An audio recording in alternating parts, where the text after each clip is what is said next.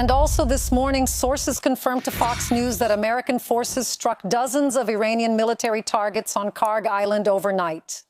This comes less than 12 hours before the deadline set by President Trump for Iran to reopen the Strait of Hormuz or face its destruction. International correspondent Trey Ings is live in Tel Aviv. Hey. Trey, what can you tell us? Yes, hey guys, good morning. Fox News confirms that tonight the United States struck dozens of targets on Kharg Island in Iran. This is the island responsible for more than 90% of Iran's oil exports. Jennifer Griffin says the targets included bunkers, radars, and ammunition depots. Meanwhile, the 8 p.m. deadline President Trump said on Tuesday is fast approaching. Washington time, giving Iran 12 hours to make a deal with the United States, or the president says he will attack Iranian power plants and bridges. That's what the president had to say yesterday from the White House. We have a plan because of the power of our military. Every bridge in Iran will be decimated by midnight tomorrow. Every power plant in Iran will be out of operation, burning, exploding, and never be used again. I mean, complete demolition by midnight, and that will happen within a 4-hour period if we want. We don't want that to happen. Look at the demands of EWA and Iran. There are big differences. The EWA demand dismantling nuclear facilities, zero enriched uranium, restrictions on missiles, opening of Hormuz, and ending support for Hezbollah, Hamas, and the Houthis. The Iranians, on the other hand, demand guarantees against new attacks, an end to sanctions, war compensation, and a payment system for Hormuz. Removal of EWA's regional bases. EWA. The president told me over the weekend that Iran is no longer negotiating its nuclear program and has already given in on many issues. Reports indicate that the Iranians came to the negotiating table at various times, but the president says they have lost that advantage. In addition to diplomacy, we learned about the daring rescue of an American aviator who was stranded. According to Fox News, during the rescue of the aviator, Admiral Brad Cooper ordered an attack on the IRGC headquarters in an underground facility in Tehran. B-2 bombers used bunker-busting bombs like an Operation Midnight Hammer to destroy that Revolutionary Guard headquarters. This just gives you an idea of how intense the activity is in Iran right now. The CBA can operate freely in Iran, and while the B-2S were bombing a target south of Sao Isfahan, from Sao Isfahan, hundreds of American special forces were rescuing their colleague who was trapped. Guys. Trey, there's breaking news on Truth Social. Ainsley, do you want to read it? Sure. Donald Trump posted, "An entire civilization will die tonight, never to be brought back. I don't want this to happen, but it probably will. However, now that we have a complete and total regime change with smarter and less radicalized minds, maybe something revolutionary and wonderful will happen. Who knows? Let's find out tonight. This is one of the most significant moments in world history. 47 years of extortion, corruption, and death will finally come to an end. God bless the great people of Iran." So, this is clearly an escalation. As everyone knows, the president has until 8 p.m. He talked about power plants being targeted. Also, the railway stations in Russia are in the crosshairs. We know about the warning coming from Israel. The Israel Defense Forces told civilians not to get on the train because the Americans, the Israelis, we don't attack civilians. There's only one side that's doing that. But the president is making it very clear that these options are still on the table. He doesn't want death and destruction, but the deadline is the deadline, and it doesn't look like he's going to change it. No. And Trey. Ernst stays with us. Live from Tel Aviv. Trey, how do you feel about this new post? I spoke with President Trump over the weekend, and he's not bluffing about attacking Iran's energy infrastructure, power plants, and also bridges. He was very serious. If the Iranians don't accept a deal, there will be very serious consequences. The president, in this post on Truth Social, says that an entire civilization will die tonight and never return. There are certainly questions to be asked of the president today about the context of that post. Possible plans for the United States, the list of targets, and the type of ammunition that would be used against the Iranians if he moves forward with attacks against the regime. Once again, this is the final moment here, a way out for the Iranians. The president, as it appears in this post on Truth Social, is once again putting maximum pressure on the regime to encourage them to reach a deal. The impression I got from the president is that he doesn't want to have to take this action, but he's willing to do it if the Iranians remain reluctant to make a deal in good faith. I just want to bring a bit more information that I'm receiving from Israeli sources about the energy program in Iran. A high-ranking Israeli defense official just told me that the greatest vulnerability of the Islamic regime is energy. The Iranian energy system is the Achilles heel of the Islamic Republic, since half of the GDP depends on this sector. That's why the president is threatening the infrastructure, estrutura energética do país. He understands that under the Iranian regime, the regime is sustained by the energy and oil infrastructure that finances the IRGC and by the weapons used against Sexander's allies in the region. Fox confirms that during the night, dozens of American attacks hit Kharg Island, from where 90% of Iran's oil exports leave. This suggests that the United States is once again trying to send a final message to Iran, the president said on Truth Social.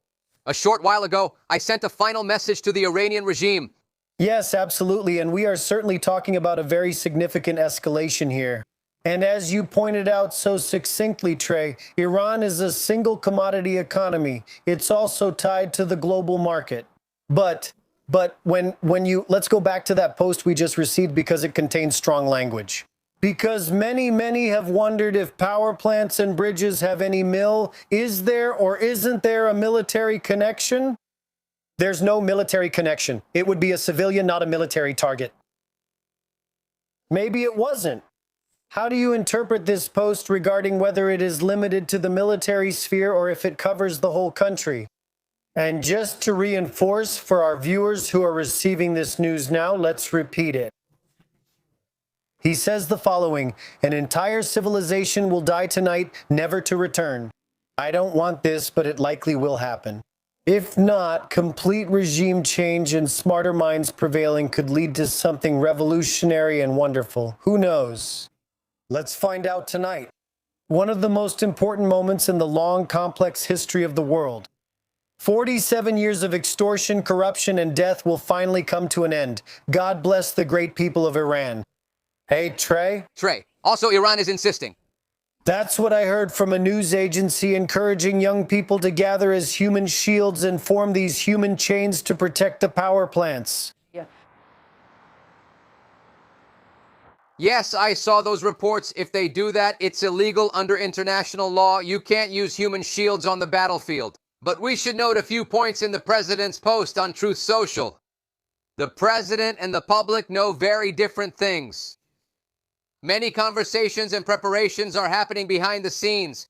Even as we speak now, a source sent me a screenshot of the president's post, which he is still typing. There is an understanding that both Israel and the United States, as Operation Epic Fury continues, are working side by side, hour by hour, on contingency plans. And if we take a step back for a moment beyond this post on Truth Social, think about what has happened in the last 24 or 48 hours.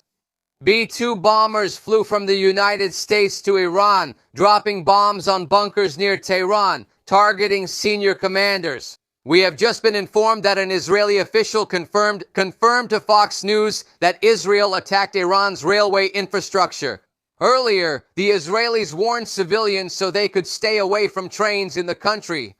They have started attacking the railway bridges in Iran at this very moment. There were attacks overnight against Kharg Island, the largest Iranian export facility responsible for 90% of the country's oil.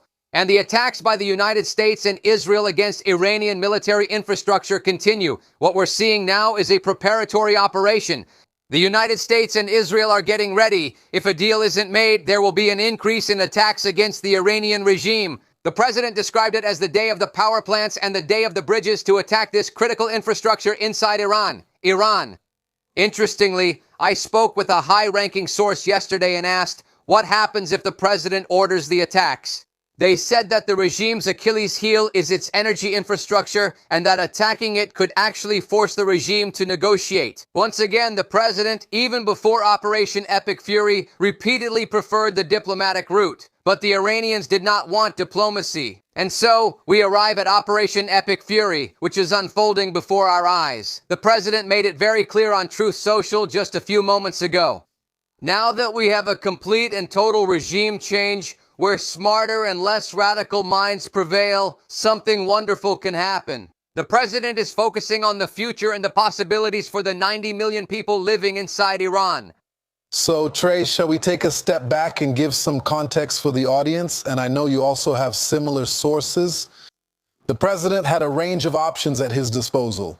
And although we had air superiority and eliminated many targets, especially people who are part of the government leadership, as well as the Islamic Revolutionary Guard and terrorists within the country, there were other options that the president initially had and that he did not attack, and these involved people as well as different locations, as the president explained, including railways as well as power and electricity plants. He spared those targets because he hoped there would be some agreement.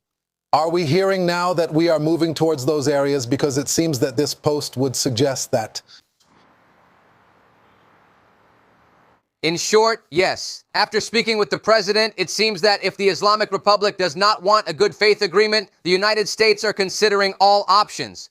And you touch on an important point. With the advancement of this operation, the United States and Israel not only maintained control over Iran's skies, but also kept their targeting options open. The Islamic Republic does not have the same capabilities as the United States and Israel. And when we look at what is happening now, yesterday, Zemech's Secretary of War, Pete Hegseth, said something very important. He said that yesterday was the largest bombing campaign since Operation Epic Fury began, and he said that today then will be the largest bombing campaign since the start of this operation. That gives you an idea that each day the United States and Israel are increasing the amount of munitions and bombs they are dropping on military targets and authorities of the Islamic Republic there.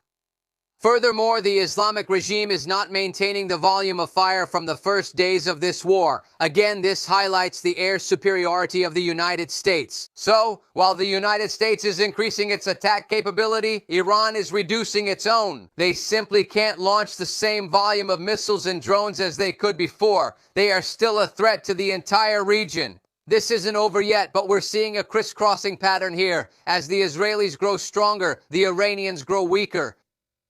All right, Trey English live for us in Tel Aviv. Thanks. Extra. Trey, thank you very much.